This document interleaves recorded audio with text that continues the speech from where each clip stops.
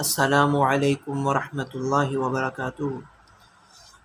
عزیز طالبات، امید ہے آپ سب خیر و عافیت کے ساتھ ہوں گے، اور امید ہے آپ نے گزشتہ سبق سماعت کر لیا ہوگا، اور اس سبق میں جو ہم نے احادیث کا ترجمہ اور تشریح پڑھی اس کا بھی آپ نے مطالعہ کر کے تکرار کر کے یاد کر لیا ہوگا۔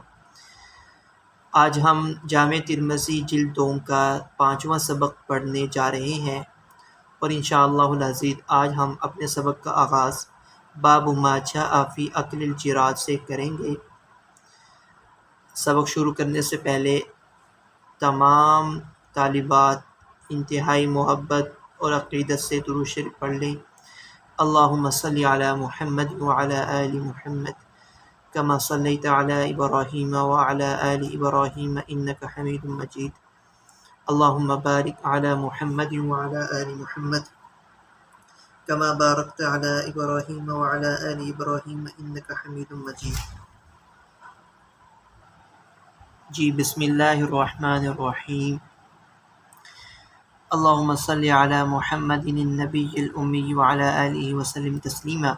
باب ما جاء فی اکل الجراد، یہ باب ہے ٹڈی کو کھانے کے بیان میں جو روایات وارد ہوئی ہیں۔ وبه قال حدثنا احمد بن منيع قال حدثنا سفيان عن ابي يعفور العبدي عن عبد الله بن ابي اوفى انه سئل عن الجراد فقال غزوت مع رسول الله صلى الله عليه وسلم 6 غزوات نأكل الجراد۔ حضرت عبداللہ بن ابی اوفا سے مروی ہے، وہ فرماتے ہیں کہ انه سئل عن الجراد، کہ ان سے ایک مرتبہ ٹڈی کے کھانے کے متعلق جو سوال کیا گیا تو انہوں نے یہ فرمایا کہ رسول اللہ صلی اللہ علیہ وسلم کے ساتھ میں 6 غزوات میں ساتھ تھا۔ ہم غزوات میں سفر میں آپ صلی اللہ علیہ وسلم کی معیت میں ٹڈی کا گوشت کھایا کرتے تھے، یعنی ہم ٹڈی کو کھانے کے طور پر استعمال کرتے تھے۔ ہکذا روا سفیان بن عیینہ عن ابی یعفور هذا الحدیث، سفیان بن عیینہ نے ابو یعفور سے نقل کرتے ہوئے اس حدیث کو یوں ہی ذکر کیا اور فرمایا کہ 6 غزوات ہیں، اور سفیان ثوری اور دیگر روات وہ ابو یعفور سے اس حدیث کو یوں نقل کرتے ہیں، اور اس کے اندر انہوں نے 7 غزوات کا ذکر کیا ہے۔ وفی الباب عن ابن عمر و جابر هذا حدیث حسن صحیح، اور اس باب میں حضرت عبداللہ بن عمر سے بھی روایت نقل ہے اور جابر سے بھی۔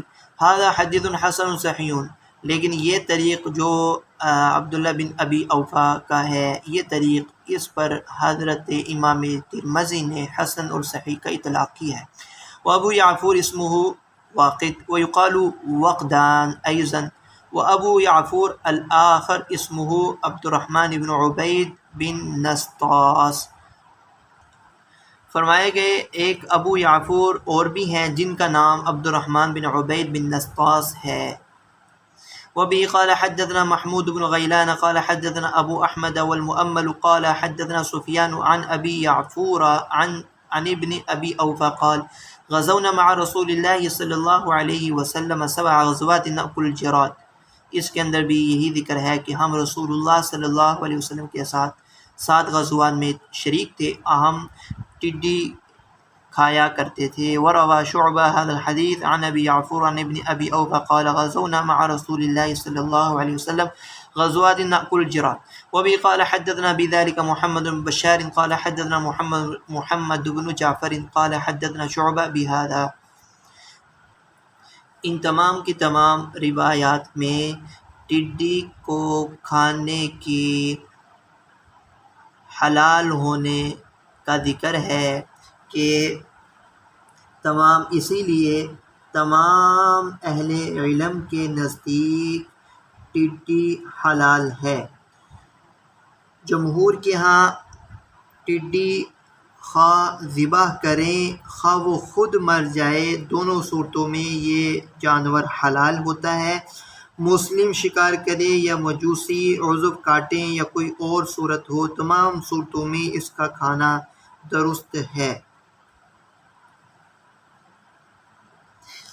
باب، اگلا ترجمۃ الباب پڑھتے ہیں۔ باب ما جاء فی اکل لحوم الجلالہ و البانیہا، یہ باب ہے ان روایات کے متعلق جن روایات میں جلالہ کے دودھ اور گوشت کے متعلق ذکر ہے۔ جلالہ کا گوشت اور اس کے دودھ کے متعلق جو روایات وارد ہوئی ہیں۔ وبه قال حدثنا هناد قال حدثنا عبد عن محمد بن اسحاق عن ابن ابي نجيح عن مجاهد عن ابن عمر قال نهى رسول الله صلی اللہ علیہ وسلم عن اکل الجلالہ والبانیها۔ حضرت عبداللہ بن عمر سے مروی ہے کہ فرمایا کہ جناب نبی کریم صلی اللہ علیہ وسلم نے جلالہ کے گوشت کھانے اور دودھ پینے کو منع فرمایا۔ وفي الباب عن عبد الله بن عباس هذا حديث حسن غريب۔ وروى الثوري عن ابن أبي نجيح عن مجاهد عن النبي صلى الله عليه وسلم مرسلا۔ وبه قال حدثنا محمد بن بشار قال حدثنا معاذ بن هشام قال حدثني أبي عن قتادة عن عكرمة عن ابن عباس رضي الله تعالى عنهما أن النبي صلى الله عليه وسلم نهى عن المجسمة وعن لبن الجلالة وعن الشرب من في السقاء۔ قال محمد بن بشار قال حدثنا ابن ابي عدي عن سعيد بن ابي عروبة عن قتادة عن عكرمة عن ابن عباس عن النبي صلی اللہ علیہ وسلم نحوه هذا حديث حسن صحیح۔ اس کا ترجمہ دیکھ لیں۔ حضرت عبداللہ بن عباس رضی اللہ تعالی عنہ سے مروی ہے کہ جناب نبی کریم صلی اللہ علیہ وسلم نے جانور کو باندھ کر نشانہ بنانے سے منع فرمایا ہے۔ وعن لبن الجلالہ وعن الشرب من فی السقاء، اور اسی طرح آپ صلی اللہ علیہ وسلم نے جلالہ جانور کے دودھ سے اور مشک کے منہ سے پانی پینے سے منع فرمایا ہے۔ وعن الشرب من فی السقاء، مشکیزے کے منہ سے، یہ فمن سے ہے، فم السقاء یعنی مشکیزے کو منہ لگا کر پانی پینے سے منع فرمایا ہے۔ اس کی کئی حکمتیں ہیں، وجوہات ہیں، وہ آپ انشاءاللہ پڑھ لیں گے کہ کھڑے مشکیزے کو منہ لگا کر پینے سے یکدم گٹ گٹ کر کے پانی اندر اترتا ہے، جو طبی لحاظ سے نقصان دہ ہے۔ معدے میں پانی جلدی اترے گا اور وہ معدے کو ٹھنڈا کر دے گا اور اس کی رفتار سست کر دیتا ہے۔ اس لیے اور بھی اس کے اندر اور بھی یعنی نقصانات ہیں۔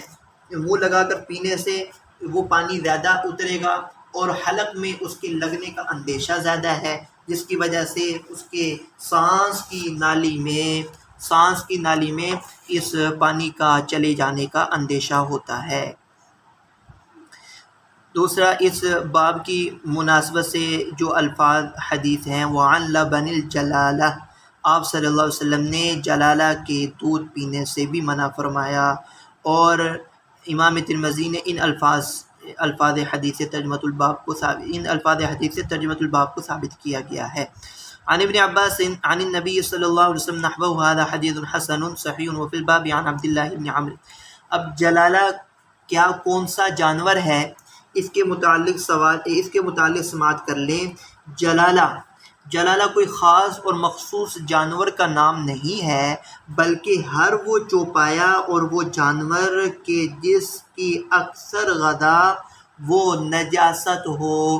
دوبارہ، جلالہ وہ جانور اور چوپایا ہے جو گندگی اور نجاستیں کھانے کا عادی ہو گیا ہو، خواہ وہ بکری ہو، خواہ وہ بھینس، گائے، بکری، مرغی، ہر وہ جانور کہ جو نجاستیں اور گندگی کھانے کا عادی ہو جائے کہ اس کا اثر نجاست کا گوشت اور دودھ پسینے میں نمایاں ہو جائے، یہ جانور جلالہ کہلاتا ہے۔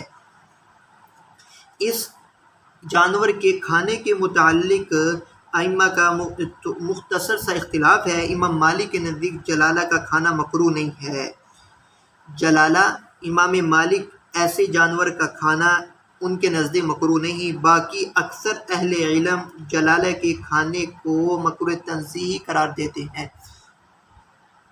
باقی دیگر اہل علم حضرات جس میں احناف بھی ہیں، وہ ایسے جانور کو بغیر اس کے حبس کے مدت حبس کے اختیار کیے اس جانور کے کھانے کو مکروہ تنزیہی قرار دیتے ہیں۔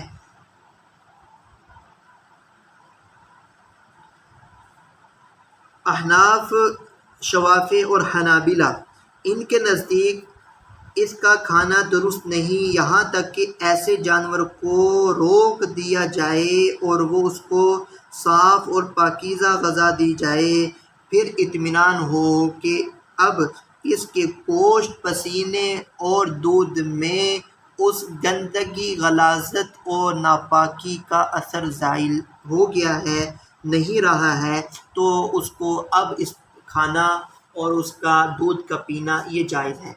بہرحال آج ہم نے جلالہ کے متعلق جلالہ کی تعریف دوبارہ سماعت کر لیں۔ جلالہ ہر وہ چوپایا اور جانور کے جو گندگی اور نجاستیں کھانے کا عادی ہو کہ اس کا اثر اس کے گوشت، دودھ، پسینے میں ظاہر ہو جاتا ہو یا ہو گیا ہو۔ اس کے متعلق ائمہ کا مختصر اختلاف ہے۔ امام مالک کے نزدیک جلالہ کا کھانا، دودھ پینا مکروہ نہیں، اکثر اہل علم ان کے نزدیک جلالہ کا کھانا، جلالہ کا گوشت کھانا یہ مکروہ تنزیہی ہے، جبکہ احناف، شوافی اور حنابلہ کے نزدیک اس جانور کا کھانا بالکل درست نہیں، یہاں تک کہ ایسے جانور کو باندھ کر صاف غذا دی جائے، پھر اطمینان ہو جائے کہ اب اس کا اثر نجاست کا، بو کا، گندگی کا زائل ہو گیا، اب اس کو ذبح کرنا اور کھانا درست ہے۔ اب جلالہ کی جو روکنے کی جو مدت ہے کہ کتنی دیر اس کو پنجرے میں یا ایک جگہ باندھ دیا جائے اور اس کو صاف اور پاک غذا جو صحیح اس کی غذا اس کو دی جائے، اس کو روکنے کی مدت کتنی ہے اس کو سماعت کر لیں۔ گائے کو 40 ایام، بھیڑ بکری کو 7 روز اور دجاجہ جو یعنی کہ مرغی کو 3 دن روکا جائے۔ دوبارہ سماعت کر لیں۔ جلالہ کے روکنے کی جو مدت ہے وہ جانوروں کے اعتبار سے مختلف ہے۔ گائے بھینس کو 40 ایام، بکری کو 7 دن اور مرغی کو 3 دن روکا جائے۔ فَإِذَا طَابَ لَحْمُهَا فَلَا بَأْسَ بِأَكْلِهِ، جب اس کا گوشت صاف ہو جائے، نجاست کا اثر زائل ہو جائے تو پھر کھانے میں کوئی حرج نہیں ہے۔ یہ جلالہ کے گوشت کے متعلق یہ مسئلہ ہے کہ جلالہ جانور اس کا گوشت تب درست ہے جب اس کو اتنے ایام تک کے لیے باندھ دیا جائے اور اس کو صاف اور پاکیزہ غذا دی جائے جس سے اس کے گوشت میں بدبو اور نجاست کا اثر زائل ہو جائے۔ باب ما جاء فی اکل دجاج، مرغی کے کھانے کے متعلق جو روایات وارد ہوئی ہیں، وبه قال حدثنا زید بن اخزم قال حدثنا ابو قتيبة عن ابي العوام عن قتادة عن زهدم الجرمي قال دخلت على ابي موسى وهو يأكل دجاجة فقال ادن فكل فإني رأيت رسول الله صلی اللہ علیہ وسلم يأكله۔ حضرت زہدم جرمی سے نقل ہے کہ فرماتے ہیں کہ میں ابو موسیٰ کے ہاں حاضر ہوا کہ وہ مرغی کھا رہے تھے، تو انہوں نے کہا کہ قریب آ جاؤ اور کھا لو، میں نے خود رسول اللہ صلی اللہ علیہ وسلم کو اس کا گوشت کھاتے ہوئے دیکھا ہے۔ هذا حدیث حسن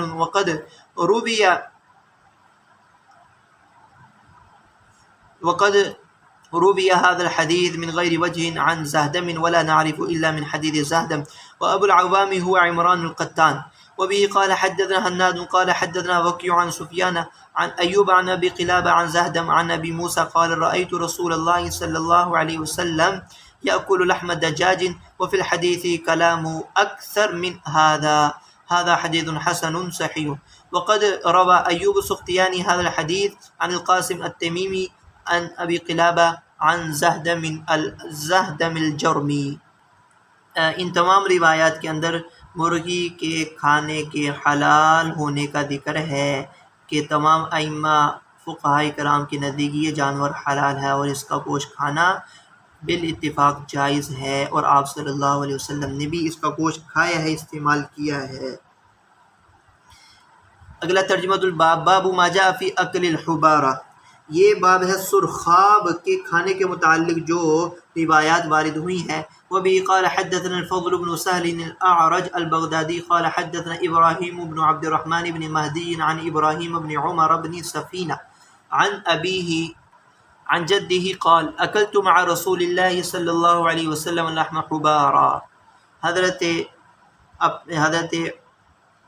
ابراہیم بن عمر اپنے والد سے اور وہ ان کے دادا سے یعنی کہ سفینہ سے نقل ہے، اکلت مع رسول اللہ صلی اللہ علیہ وسلم لحم حبارہ، کہ میں نے رسول اللہ صلی اللہ علیہ وسلم کے ساتھ سرخاب کا گوشت کھایا ہے۔ هذا حدیث غریب لا نعرف الا من هذا الوجہ، امام ترمذی فرما رہے ہیں کہ یہ حدیث غریب ہے، ہم اسے صرف اسی طریق سے ہی پہچانتے ہیں۔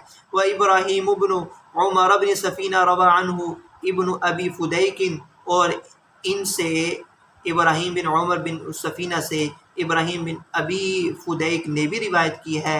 ویقول بریہ بن عمر بن سفینہ، اور ان کو بریہ بن عمر بن سفینہ کہتے ہیں۔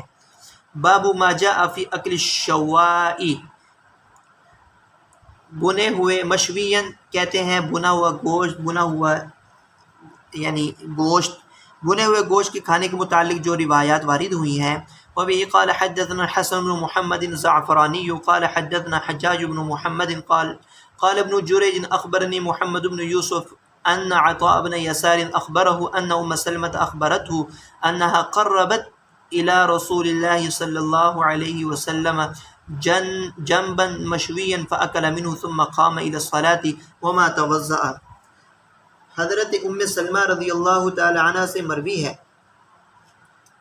انہا قربت الی رسول اللہ صلی اللہ علیہ وسلم جنبا مشویا، کہ حضرت ام سلمہ رضی اللہ تعالی عنہ نے رسول اللہ صلی اللہ علیہ وسلم کے سامنے بنا ہوا گوشت وہ پیش کیا، آپ صلی اللہ علیہ وسلم نے اس کو کھایا، پھر نماز کے تشریف لے گئے اور آپ صلی اللہ علیہ وسلم نے وضو نہیں فرمایا۔ اس سے وہ مسئلہ بھی مستنبط ہوا کہ اکل مما مست النار ناقض وضو نہیں ہے، جیسے کہ احناف کے نزدیک آگ پر پکی ہوئی چیز اس سے وضو نہیں ٹوٹتا۔ یہ حدیث بھی مستدل ہے احناف کی کہ جس میں آپ صلی اللہ علیہ وسلم بھنا ہوا گوشت جو آگ پر پکا تھا آپ نے کھایا، نماز کے تشریف لے کے اور آپ نے وضو نہیں فرمایا۔ وفی الباب عن عبد اللہ بن الحارث والمغیرہ وابی رافع هذا حدیث حسن غریب حسن صحیح غریب من هذا الوجہ۔ تو یہاں امام ترمذی اس حدیث کو لے کر آئے، مقصد ترجمۃ الباب کو ثابت کیا یہ اس بات سے کہ جنبن مشوین کہ بنا ہوا گوشت کھانا جائز اور حلال ہے۔ اگر گوشت کو بھون لیا جائے اور پکا لیا جائے تو اس میں کوئی قباحت اور کراہت نہیں ہے۔ باب ما جاء فی کراہیت الاکل متکئا، ٹیک لگا کر کھانا ناپسندیدہ ہونا، اس کے متعلق جو روایات وارد ہیں۔ وبه قال حدثنا قتيبة قال حدثنا شريك عن علي بن الأقمر عن أبي جحيفة قال قال رسول الله صلى الله عليه وسلم أما أنا فلا آكل متكئا، آپ نے یہ ارشاد فرمایا کہ بہرحال میں کبھی بھی ٹیک لگا کر کھانا نہیں کھاتا۔ ٹیک لگا کر کھانا بے ادبی بھی ہے، ایک کھانے کی بے ادبی ہے۔ ہمیں کھانے کی قدر کرنی چاہیے اور خود محتاج بن کر کھانا چاہیے۔ یہ کھانا جھک کر کھانا تواضع کے ساتھ کھانا یہ کھانے کا ادب ہے اور نعمت کی قدر ہے جو کہ سبب ہے مغفرت اور بخشش کا۔ اس لیے آپ صلی اللہ علیہ وسلم کبھی بھی اکڑ کر ٹیک لگا کر بے نیاز ہو کر کھانا نہیں کھاتے تھے، اور یہ سنت کے بھی خلاف ہے اور بے ادبی بھی ہے، ناقدری بھی ہے۔ وفي الباب عن علي وعبد الله بن عمرو وعبد الله بن عباس هذا حديث حسن صحيح لا نعرف إلا من حديث علي بن الأقمر، وروى زكريا بن أبي زائدة وسفيان بن سعيد غير واحد عن علي بن الأقمر هذا الحديث، وروى شعبة عن سفيان الثوري هذا الحديث عن علي بن الأقمر۔ باب ما جاء فی حب النبی صلی اللہ علیہ وسلم الحلوى والعسل، یہ باب ہے ان روایات کے بیان میں جو روایات وارد ہوئی ہیں جناب نبی کریم صلی اللہ علیہ وسلم کو حلوہ یعنی میٹھی چیز اور شہد پسند تھا۔ آپ کی محبوب چیزوں کے متعلق جو روایات وارد ہوئی ہیں۔ وبه قال حدثنا سلمة بن شبيب ومحمود بن غيلان وأحمد بن إبراهيم الدورقي قالوا حدثنا أبو أسامة عن هشام بن عروة عن أبيه عن عائشة رضي الله عنها قالت كان النبي صلى الله عليه وسلم يحب الحلوى والعسل، جناب نبی کریم صلی اللہ علیہ وسلم میٹھی چیز اور شہد کو پسند فرماتے تھے۔ هذا حديث حسن صحيح غريب قد رواه علي بن مسلم عن هشام بن عروة وفي الحديث كلام أكثر من هذا۔ ان روایات میں آیا ہے، اس روایت میں کہ آپ صلی اللہ علیہ وسلم کو جو چیزیں پسند تھی، حلوہ سے مراد ہر میٹھی چیز ہے۔ شہد کا یہاں ذکر شرافت اور کرامت کے طور پر ہے، یعنی یوں کہہ لیں یہ عسل بھی تو میٹھا ہی ہوتا ہے، یہاں پر شہد کا ذکر شرافت اور کرامت کے طور پر ہے، یعنی یوں کہہ لیں تخصیص بعد تعمیم ہے۔ حلوہ عام ہے اور عسل یہ خاص ہوا، یعنی تخصیص بعد تعمیم۔ پہلے ہر میٹھی چیز کا ذکر ہے جو عام ہوا، اور پھر شہد کا ذکر ہے جو خاص طور پر ذکر کیا ہے۔ یہ آپ صلی اللہ علیہ وسلم کو یہ پسند تھا، شہد کا شربت آپ صلی اللہ علیہ وسلم کو پسند تھا۔